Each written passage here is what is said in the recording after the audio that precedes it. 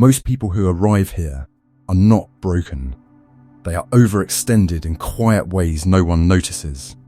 They try to be kind, understanding, and emotionally available, yet something inside them feels constantly tired. Not dramatic exhaustion, just a steady inner depletion that sleep doesn't fix. They keep asking themselves, what is wrong? Without realizing the problem is not weakness, but how much of themselves they keep giving away without protection. Peace does not disappear because of other people. It disappears when you stop standing with yourself, when small moments of self-betrayal become normal, when saying yes feels easier than honoring what you feel, and when kindness slowly turns into self-erasure.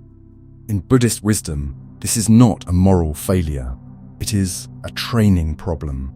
The mind was never taught how to remain aligned under pressure, so it bends until it forgets its own posture. This video is not about forcing confidence or learning to care less.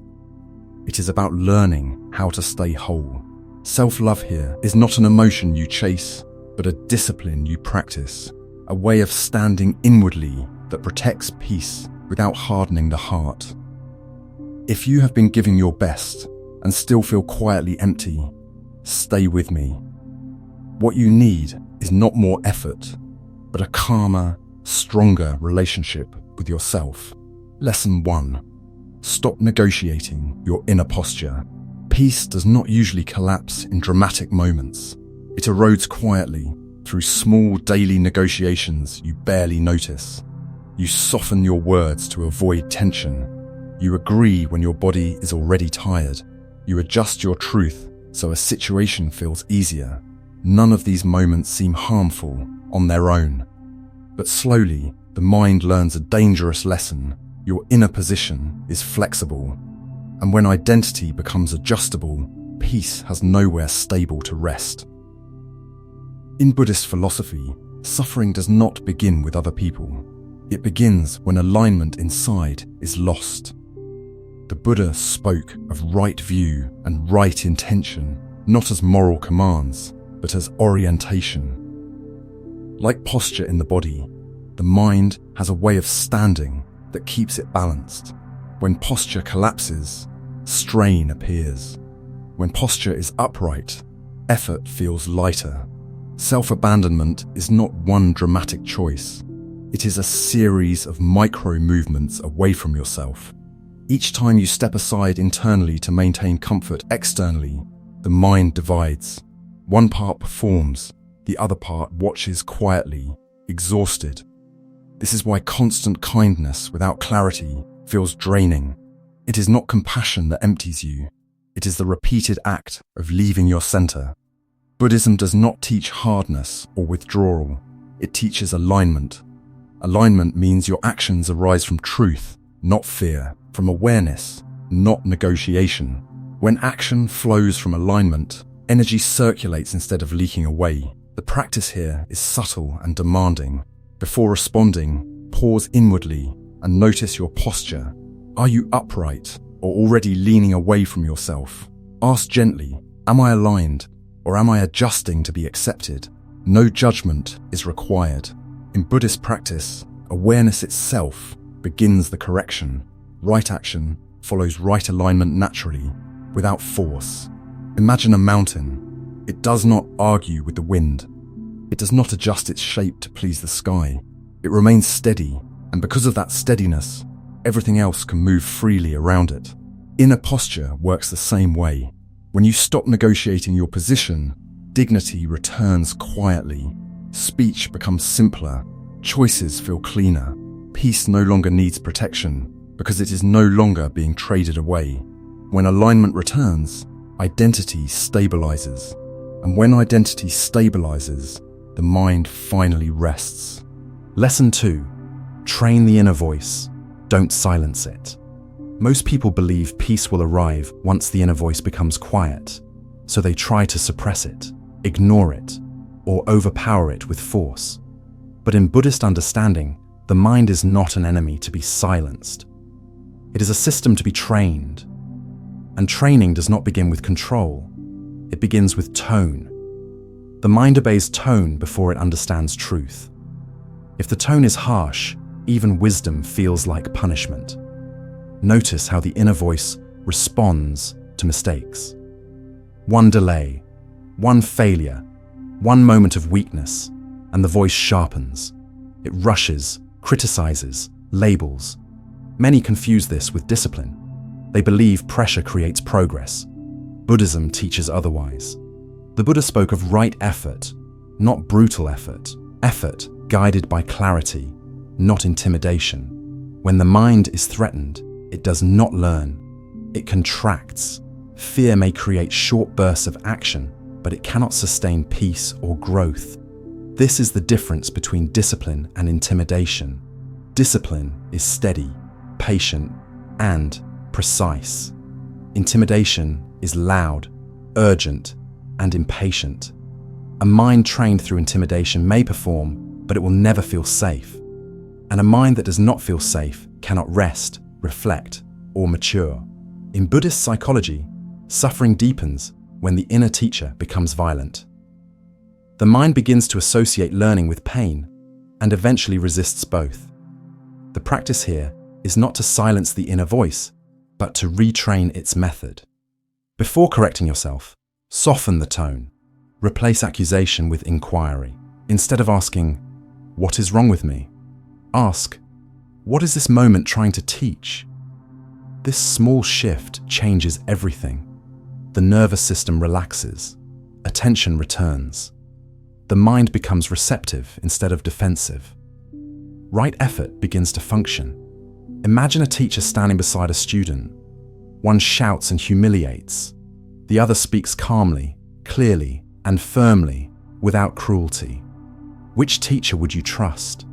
Which one would you stay with when learning becomes difficult? The mind responds the same way. Growth follows safety, not fear. When the inner voice becomes steady instead of sharp, learning replaces avoidance. As this training deepens, something subtle changes. You stop burning yourself to improve. Mistakes turn into information, not identity. Discipline becomes sustainable, and peace stops feeling fragile. When the inner voice teaches instead of threatens, the mind no longer runs from itself. It listens. And in that listening, fear loosens its grip and wisdom finally has room to work. Lesson 3. Create space before emotion decides.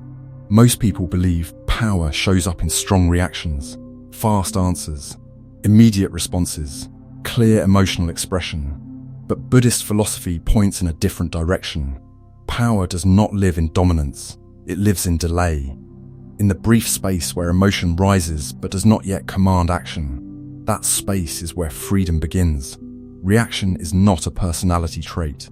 It is a nervous system habit. When something triggers you, the body moves first. Heart rate increases, breath shortens, muscles tighten, words rush forward before clarity arrives. Later, regret follows quietly. In Buddhist understanding, suffering is not caused by emotion itself. It is caused by untrained reaction.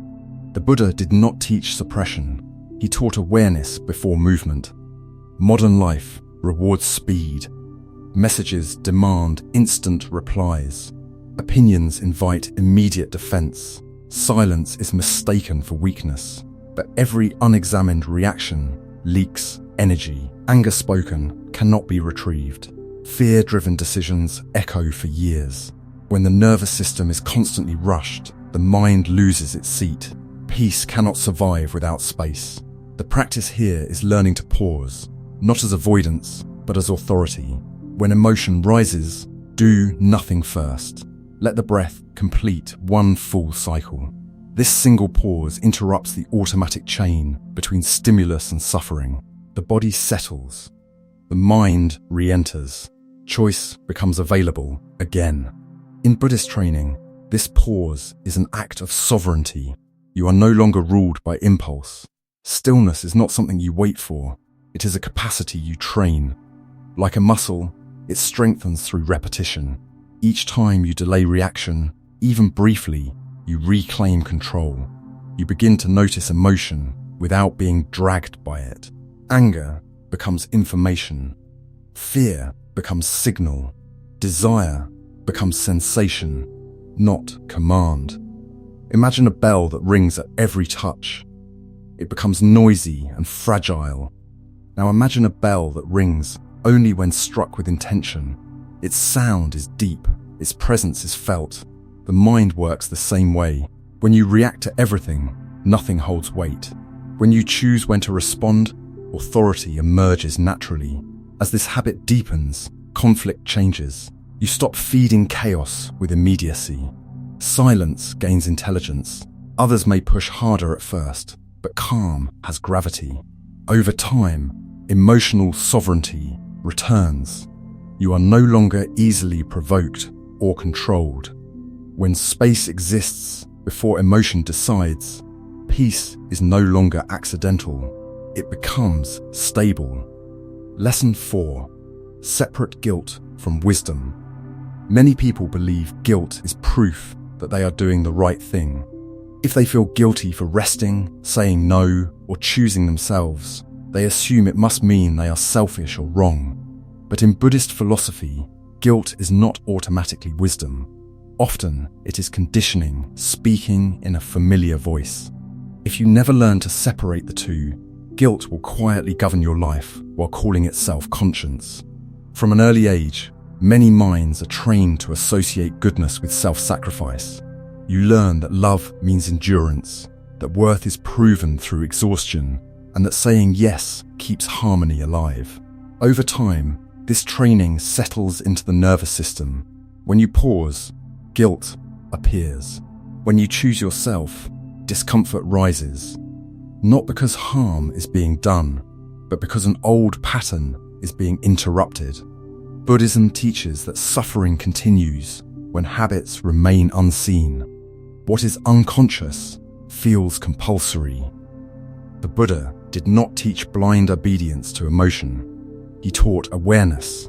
Awareness reveals that guilt often belongs to the past, not the present moment. It is inherited from family systems, cultural expectations, and survival strategies that once kept you safe. But what once protected you can later imprison you. When guilt is mistaken for wisdom, the mind obeys automatically. Awareness breaks this obedience. The moment guilt is observed rather than obeyed, its authority weakens. This is where the Buddhist middle way becomes essential. The middle way is not compromise. It is recalibration. It teaches balance between self-denial and self-indulgence, between collapse and rebellion. Many people swing between extremes. They either sacrifice themselves until resentment builds, or they rebel suddenly and feel shame afterward. Neither creates peace. The middle way restores clarity. It allows you to choose yourself without violence and without apology. The practice here is simple but transformative. When guilt arises after choosing rest, space, or honesty, pause. Do not argue with it. Do not justify yourself. Simply ask whether this feeling is conscience or conditioning. This single question dissolves decades of automatic obedience. Guilt loses its power when it is seen clearly. Wisdom feels calm. Conditioning feels urgent. Learning to feel the difference changes everything. Imagine a bird raised in a cage. When the door opens, the bird hesitates. The sky feels unfamiliar. Freedom feels dangerous. The cage, though painful, feels known. This hesitation is not weakness. It is untrained freedom. Buddhism does not shame this moment. It invites patience. Stillness comes before flight. Permission comes before peace. As this lesson integrates, something subtle shifts. You stop proving goodness through suffering. You stop needing to rebel to feel alive. Permission replaces resistance. Rest feels clean. Boundaries feel natural. You begin protecting peace without feeling cruel. When guilt is no longer confused with wisdom, self-love stops feeling rebellious and starts feeling rightful. Lesson 5. Build boundaries as structures, not defenses. Many people believe boundaries are acts of rejection. They fear that limits will make them cold, unkind, or distant. So they remain open at all times, available, flexible, giving. Over time, resentment grows quietly beneath this openness. Energy drains, peace thins. In Buddhist philosophy, compassion without structure does not deepen love. It collapses it. The Buddha never taught endless availability. He taught balance. Compassion guided by wisdom, not by guilt or fear. When care has no structure, it turns into self-harm. This is why boundaries are not walls built from anger. They are architecture. They give shape to your life, so energy can circulate instead of leak. A structure does not reject what enters. It decides how and when entry is allowed. Modern relationships often confuse openness with virtue. Saying yes feels moral. Saying no feels selfish. But discernment is not cruelty. Discernment is clarity. In Buddhist understanding, wisdom chooses where attention flows. When everything has access to you, nothing inside you is protected. The mind becomes crowded. The nervous system stays alert. Peace cannot rest where intrusion is constant. The practice here is to treat boundaries as functional design. Before agreeing, pause and feel your capacity, not your obligation. Ask whether you can give without abandoning yourself. This question alone filters many unnecessary burdens. Boundaries formed from awareness feel calm, not defensive. You stop explaining your limits. You stop justifying your rest. You act from clarity rather than reaction. Think of a temple without gates. It is not holy. It is invaded. Gates do not exist to punish visitors. They exist to preserve what is sacred inside. Boundaries work the same way. They open intentionally. They close quietly. There is no hostility in their movement, only discernment. When guilt controls action, gates disappear. When wisdom guides action, gates appear naturally. As this practice deepens, relationships begin to change. Some people may push harder at first. They were used to unrestricted access. Their discomfort is not your wrongdoing. Others will adjust easily. They recognize clarity and respect it. Both outcomes restore balance. Energy stabilizes. Time becomes intentional. Your yes gains weight because your no exists. When boundaries become structural, compassion strengthens. You give from fullness, not depletion. Presence deepens because the nervous system feels safe. Peace no longer needs constant repair. It becomes a stable condition. In Buddhist practice, this is the fruit of balanced compassion. When structure supports care, energy returns. And when energy stabilizes, life begins to feel inhabitable again. Lesson 6. Detach internally, commit externally. Many people believe their anxiety comes from working too hard, but in Buddhist understanding, effort itself is not the burden. The burden comes from attachment. You act, plan, prepare, and strive, yet the mind trembles because it has tied its safety to results. When outcomes become identity, every task carries the weight of self-worth. This is why even meaningful work can feel exhausting. The problem is not commitment, it is clinging. The Buddha taught that suffering arises when the mind forgets what belongs to it. Effort belongs to you. Intention belongs to you. Care belongs to you. Outcomes do not. When the mind confuses these, action becomes tense. Fear replaces focus. Hope turns into pressure. You begin negotiating with the future, asking it to guarantee safety in exchange for effort. But life does not offer guarantees. Clinging only tightens the grip of anxiety. Notice how identity attachment hides inside ambition. When success becomes proof of worth, failure becomes threat. When results are delayed, the body tightens, breath shortens, the mind replays imagined futures.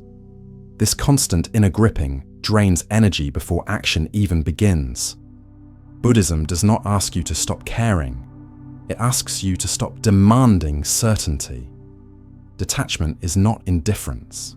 It is clarity about where control ends. The practice here is internal release with external commitment.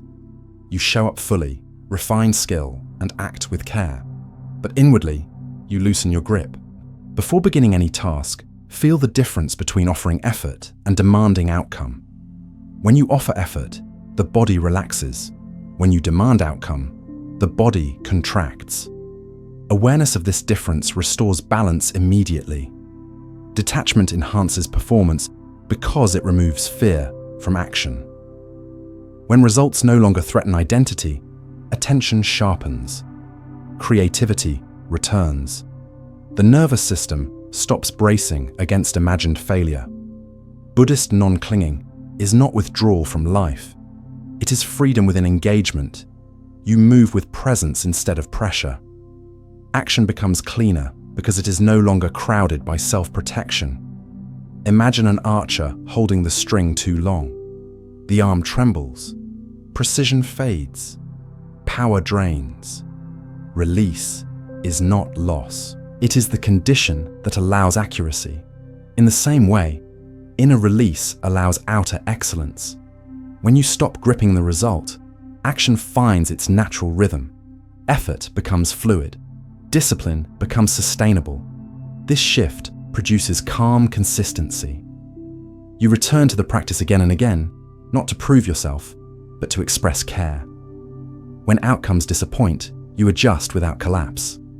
When success arrives, you receive it without inflation. Identity remains steady.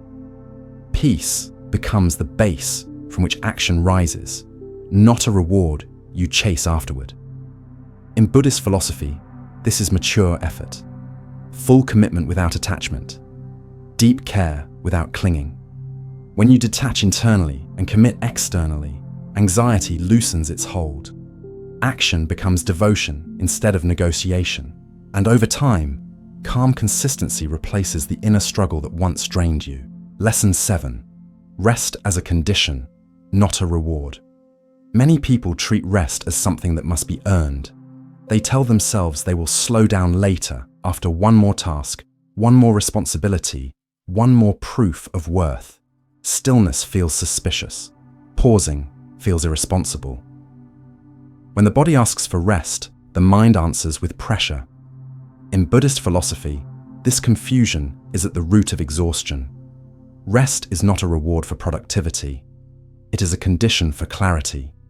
Modern life trains identity around output. Doing becomes proof of value. Motion becomes safety. When movement stops, anxiety rises, not because danger is present, but because stillness has been misunderstood. The Buddha did not teach constant striving. He taught balance. He understood that a mind denied rest loses its capacity to see clearly. Awareness thins. Compassion hardens. Even good intentions become strained when the nervous system is depleted. This is why burnout often appears disguised as dedication. You push because you care. You exhaust yourself because you feel responsible. Yet responsibility without rhythm becomes self-neglect. In Buddhist teaching, life moves in cycles: inhalation and exhalation, effort and release, day and night. When these cycles are ignored, the system suffers. Constant output is not discipline. It is imbalance. The practice here is learning to rest before collapse, not waiting until the body forces you to stop, but choosing stillness while strength remains. Rest is not laziness. It is maintenance of awareness. When the body rests, the mind reorganizes. When the mind rests, perception sharpens. This is why meditation is central in Buddhism, not as escape, but as preservation of clarity. Notice what happens when you slow down intentionally. At first, discomfort appears. Thoughts rush in. Guilt whispers that you are falling behind. This is not truth. It is conditioning releasing its grip. Stay present. Let the nervous system settle. The body knows how to repair itself when it is not being driven. Breath deepens, muscles soften, attention widens. This is not indulgence, it is intelligence. Imagine the moon. It does not shine continuously to prove its worth. It disappears into darkness, renews and returns whole. No apology, no explanation. Human awareness follows the same rhythm. When rest is denied, light dims. When rest is honored, presence deepens. Stillness restores what effort alone cannot. As this understanding matures, productivity identity loosens. You stop measuring yourself only by output. You begin valuing clarity, steadiness, and depth. Work improves because the mind is no longer scattered. Decisions sharpen because awareness is intact. Creativity returns because it is no longer suffocated by urgency. Rest does not slow you down. It refines you. The outcome of this practice is sustainable clarity. You move with intelligence instead of exhaustion. You know when to act and when to pause. Discipline becomes humane. Motivation becomes clean. Life feels inhabitable again, not something to endure. In Buddhist philosophy, this is wise living. When rest is treated as a condition rather than a reward, peace finds a stable place to settle. And from that place, action becomes meaningful, not draining. Closing reflection, a way of standing. Peace is not something waiting for you in the future. It does not arrive when circumstances finally improve, when people change, or when life becomes easier. Peace has always been close. It begins the moment you stop giving yourself away in small, quiet ways. Not through force, not through withdrawal, but through a different way of standing inside your own life. You do not need to become harder to protect yourself. You do not need sharper edges, louder boundaries, or emotional distance. What exhausts you is not softness, it is self-betrayal. Each time you step away from your truth to keep comfort, each time you silence yourself to stay accepted, peace quietly leaves the room. Buddhism does not ask you to fight the world, it asks you to stop fighting yourself.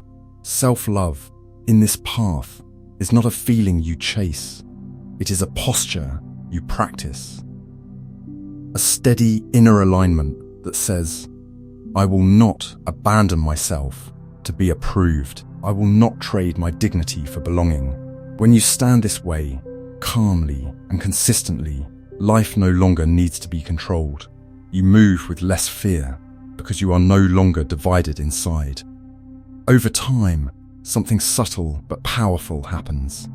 You stop rehearsing who you need to be. You stop negotiating your worth. You become quieter but more solid, softer but harder to shake. Peace does not need to be defended because it is no longer being leaked away. If this reflection speaks to you, stay close to this way of walking, not as an idea, but as a practice. There is no rush, no perfection required, just a steady return to alignment, again and again. When you live this way, you become someone who no longer abandons themselves to be accepted, and from that place, peace finally knows where to stay.